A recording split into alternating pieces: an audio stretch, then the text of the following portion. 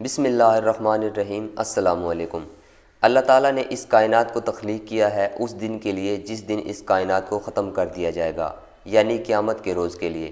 لیکن اللہ کے رسول صلی اللہ علیہ وسلم نے قیامت آنے کی جو نشانیاں بتائی ہیں ان میں سے بہت سی نشانیاں ایسی ہیں جن نشانیوں کو ہم پورا ہوتے دیکھنا چاہتے ہیں، اور ہمیں کئی دفعہ یہ بھی محسوس ہوتا ہے کہ یہ جو نشانیاں بتائی گئی ہیں یہ ایسی عجیب و غریب ہیں کہ انسانی عقل سوچنے سمجھنے کی صلاحیت سے قاصر ہو جاتی ہے کہ آخر یہ کیسے ممکن ہوگا۔ جیسے کہ حضرت ابو ہریرہ سے روایت ہے کہ رسول اکرم صلی اللہ علیہ وسلم نے فرمایا، قیامت اس وقت تک قائم نہیں ہوگی یہاں تک کہ سورج مغرب سے طلوع نہ ہو جائے، اور جب سورج مغرب سے طلوع ہوگا تو سارے لوگ ایمان لے آئیں گے، لیکن اس وقت ایمان لانا کسی کو کوئی فائدہ نہیں پہنچائے گا۔ حضرت ابو موسیٰ سے روایت ہے کہ رسول اکرم صلی اللہ علیہ وسلم نے فرمایا، اللہ رات کے وقت اپنے ہاتھ پھیلاتا ہے کہ شاید دن میں گناہ کرنے والا توبہ کر لے، اور دن کے وقت ہاتھ پھیلاتا ہے کہ شاید رات کو گناہ کرنے والا توبہ کر لے۔ اللہ تعالیٰ ایسا کرتا رہے گا حتیٰ کہ سورج مغرب سے طلوع ہو جائے، اس کے بعد توبہ کا دروازہ ہمیشہ کے لیے بند کر دیا جائے گا۔ اس موقع پر توبہ کا دروازہ بند کرنے میں حکمت کا پہلو یہ ہے کہ ایمان کے بہت سے حصے ایمان بالغیب سے تعلق رکھتے ہیں، لیکن جب سورج مغرب سے طلوع ہوگا تو وہ ایمان بالغیب نہیں رہے گا، بلکہ فرعون کے اس ایمان کی طرح ہوگا کہ جب اسے غرق ہونے کا یقین ہو گیا تو وہ ایمان لانے لگا۔ وقتی ترتیب سے یاجوج ماجوج کے اخراج کے بعد مغرب سے طلوع آفتاب قیامت کی چوتھی بڑی علامت ہے۔ رسول اکرم صلی اللہ علیہ وسلم نے فرمایا کہ لوگوں میں ایک رات ایسی آئے گی جو ان کی عام 3 راتوں کے برابر ہوگی۔ ان میں سے کوئی کھڑا ہو کر اپنے حصے کی نمازیں پڑھے گا اور سو جائے گا، پھر جاگ کر اپنے حصے کا قرآن پڑھے گا اور پھر سو جائے گا۔ اس دوران لوگ ایک دوسرے پر چیخیں گے اور پوچھیں گے کہ کیا ہوا، گھبرا کر مسجد کی طرف بھاگیں گے اور اچانک دیکھیں گے کہ سورج مغرب سے نکلا ہے، اور جب وہ آسمان کے درمیان پہنچے گا تو واپس لوٹ جائے گا۔ سورج کا مغرب سے نکلنا صرف ایک دن کے لیے ہوگا، اور پھر سورج اپنے معمول کی طرف لوٹ جائے گا اور قیامت تک مشرق سے ہی نکلا کرے گا۔ صحیح مسلم کی حدیث ہے کہ ایک روز رسول اکرم صلی اللہ علیہ وسلم نے صحابہ سے پوچھا کہ تم جانتے ہو کہ یہ سورج کہاں جاتا ہے؟ صحابہ نے جواب دیا، اللہ اور اس کے رسول ہی بہتر جانتے ہیں۔ آپ صلی اللہ علیہ وسلم نے فرمایا کہ یہ سورج چلتے چلتے عرش کے درمیان پہنچ کر سجدے میں گر جاتا ہے، حتیٰ کہ اس سے کہا جاتا ہے کہ اٹھو اور جہاں سے آئے ہو وہیں لوٹ جاؤ۔ وہ لوٹتا ہے اور اپنے معمول کے مطابق دوبارہ طلوع ہو جاتا ہے۔ ایک روز وہ چڑھے گا اور جب عرش کے نیچے اپنے ٹھہرنے کی جگہ پہنچے گا تو اس سے کہا جائے گا، اٹھو اور آج مغرب سے طلوع ہو جاؤ۔ چنانچہ وہ صبح کے وقت مغرب سے طلوع ہوگا۔ یہ ہوگا کیسے؟ تو اس کو سمجھنے کے لیے ویڈیو کو ذرا غور سے دیکھیے گا۔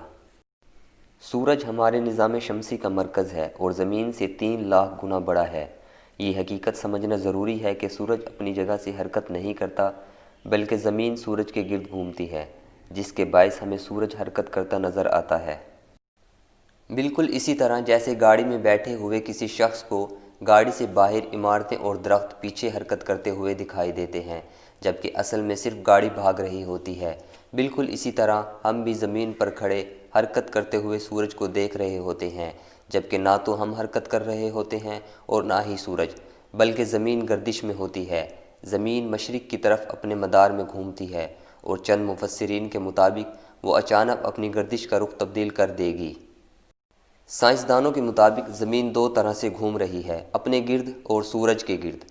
اپنے گرد 465 میٹر فی سیکنڈ یا 1670 کلومیٹر فی گھنٹہ کی رفتار سے حرکت کر رہی ہے، جبکہ سورج کے گرد 30 کلومیٹر فی سیکنڈ کی انتہائی تیز سپیڈ سے گھوم رہی ہے۔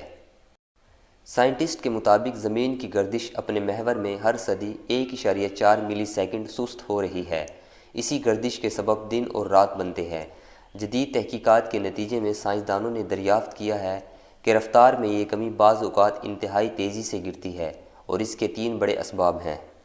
پہلا سبب مختلف سیاروں کی کشش ثقل ہے جو اس رفتار میں کمی لانے کا سبب بنتی ہے۔ گردش کی رفتار کو سست کرنے میں کرۂ ارض کا اپنا کردار بھی ہے۔ یہ کردار ہواؤں کی تبدیلی کے نتیجے میں ابھرتا ہے۔ تیسرا اور اہم سبب ہارپ نامی ادارہ ہے۔ یہ ادارہ موسموں کے انداز میں تبدیلی، زمین کی محوری گردش میں سستی لانے اور کرۂ ارض پر زلزلوں کا ذمہ دار بھی ہے۔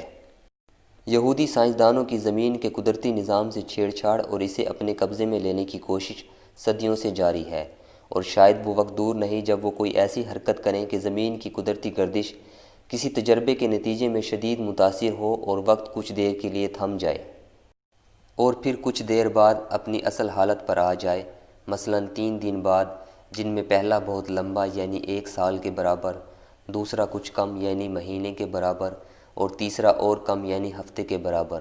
جیسے کہ مشہور حدیث کے مطابق جب دجال نکلے گا تو زمین پر 40 دن رہے گا، پہلا دن 1 سال کے برابر، دوسرا 1 مہینے کے برابر اور تیسرا 1 ہفتے کے برابر ہوگا، اور باقی دن عام دنوں کے برابر ہوں گے۔ ہماری زمین ایک دیو ہیکل مقناطیس ہے جو گردش کے مختلف درجوں کے ساتھ مقناطیسی میدان تخلیق کرتی ہے۔ زمین جس قدر تیزی سے گردش کرتی ہے اسی قدر طاقتور مقناطیسی میدان بنتا ہے۔ ایک اور قوت بھی ہے جو زمین کی گردش سے براہ راست تعلق رکھتی ہے، جسے سادہ لفظوں میں زمین کی نبض بھی کہتے ہیں۔ اس کی شناخت 1899 میں ہوئی اور اس وقت اس کی رفتار 7 سائیکل فی سیکنڈ تھی، جو مسلسل بڑھ رہی ہے، اور ایک اندازے کے مطابق جب یہ رفتار 13 سائیکل فی سیکنڈ تک پہنچے گی تو ایک وقت ایسا آئے گا کہ زمین کا مقناطیسی میدان بالکل ختم ہو جائے گا اور زمین کی گردش رک جائے گی۔